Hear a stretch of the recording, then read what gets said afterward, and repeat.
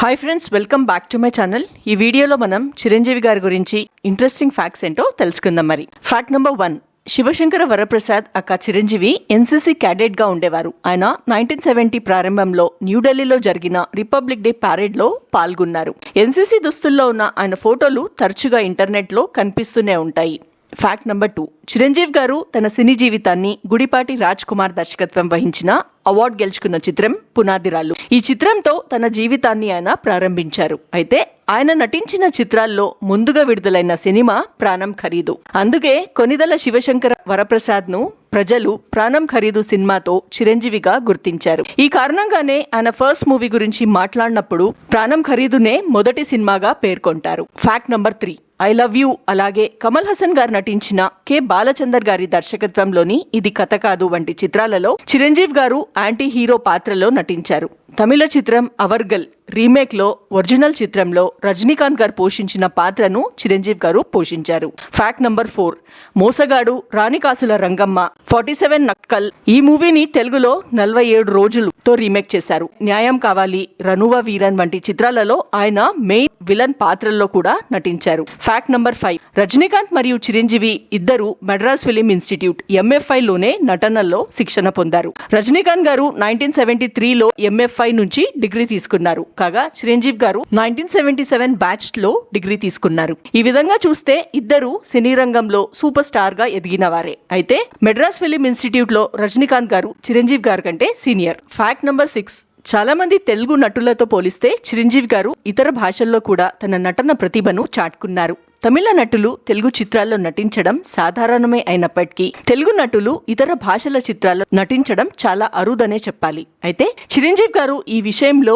ఒక మినహాయింపుగా నిలిచారు. ఆయన 47 నక్తల్, రనువ వీరర్, ముప్పైలై, ఎంగల్ స్వామి అయ్యప్పన్ వంటి తమిళ చిత్రాలలో కూడా ఆయన నటించారు. అలాగే ప్రతిబంధ్, ఆజ్కా గూండారాజ్, ది జెంటిల్ మ్యాన్ వంటి హిందీ చిత్రాలలో, సిపాయి, శ్రీ మంజునాథ వంటి కన్నడ చిత్రాలలో కూడా చిరంజీవి గారు నటించారు. ఫ్యాక్ట్ నంబర్ 7, 1979లో చిరంజీవి గారికి 8 ముఖ్యమైన చిత్రాలు విడుదలయ్యాయి. ఆ తర్వాత 1980లో ఏకంగా 14 మూవీస్ కూడా విడుదలయ్యాయి. ఆ తర్వాతి సంవత్సరంలో కూడా ఆయన సంవత్సరానికి 10 కంటే తక్కువ కాకుండా సినిమాల్లో నటించారు. అలాగే 1983లో మరోసారి ఒకే ఏడాదిలో 14 చిత్రాలు విడుదలయ్యాయి. ఫ్యాక్ట్ నంబర్ 8, కె విశ్వనాథ్ గారి దర్శకత్వం వహించిన ఆయన 1987లో వచ్చిన చిత్రం స్వయం కృషి. ఈ చిత్రం మాస్కో అంతర్జాతీయ చలనచిత్రోత్సవంలో ప్రదర్శించబడింది. ఆ తర్వాతి సంవత్సరం అంటే 1988లో ఆయన రుద్రవీణ అనే చిత్రాన్ని కో-ప్రొడ్యూస్ చేశారు. ఈ చిత్రం జాతీయ సమైక్యతపై ఉత్తమ చలనచిత్రంగా జాతీయ చలనచిత్ర అవార్డును కూడా గెలుచుకుంది.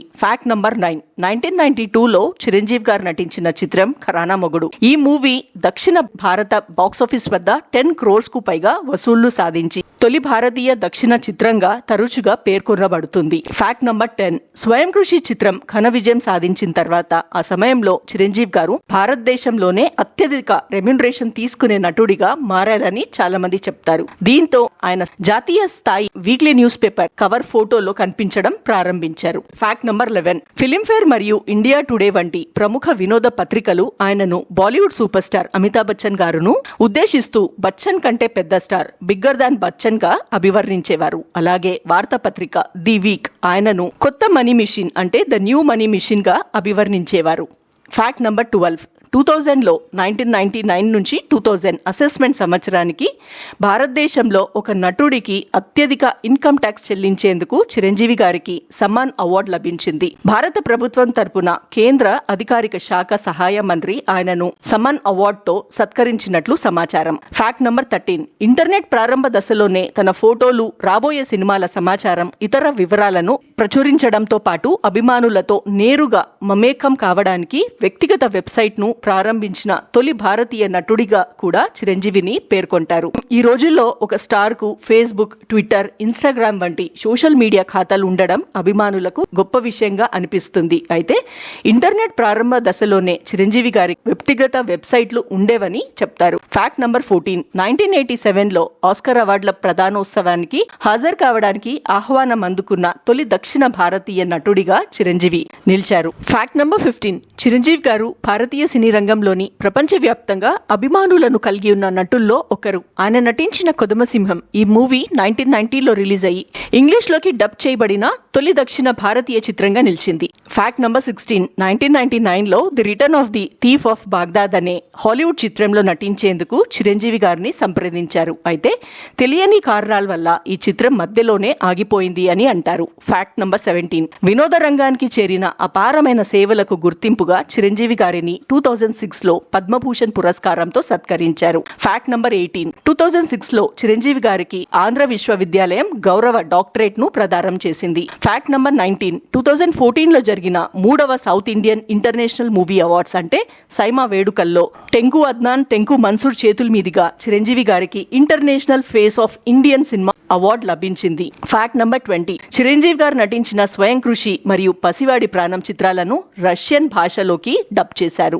ఫ్యాక్ట్ నంబర్ 21, చిరంజీవి గారు నటించిన దొంగ ఈ మూవీ 1985లో రిలీజ్ అయ్యింది. ఈ చిత్రంలోని గోలీమార్ పాటకు సంబంధించిన మ్యూజిక్ వీడియోను తరచుగా ఇండియన్ థ్రిల్లర్ గా అభివర్ణిస్తారు. ఈ వీడియోను ఎన్నో సంవత్సరాలు గడిచినప్పటికీ ఇప్పటికీ ఇంటర్నెట్ లో తరచుగా వైరల్ అవుతూనే ఉంటుంది. యూట్యూబ్ లో అత్యంత వైరల్ అయిన వీడియోలో ఇది ఒకటిగా పరిగణించబడుతుంది. Fact number 22, Filmfare south awards లో ఉత్తమ నటుడు విభాగంలో అత్యధిక అవార్డులు గెలుచుకున్న నటుడిగా చిరంజీవి గారు నిలిచారు. ఆయన ఇప్పటి వరకు 7 ఉత్తమ నటుడు అవార్డులను తన ఖాతాలో వేసుకున్నారు. ఫ్యాక్ట్ నంబర్ 23, టాలీవుడ్ చరిత్రలో సింగిల్, డబుల్, ట్రిపుల్ రోల్ చిత్రాలను 100 days పాటు విజయవంతంగా ప్రదర్శింపచేసిన రికార్డున్న ఏకైక హీరో మన చిరంజీవి గారు. మరి ఇలాంటి ఇంట్రెస్టింగ్ ఫ్యాక్ట్స్ కోసం please subscribe to my channel.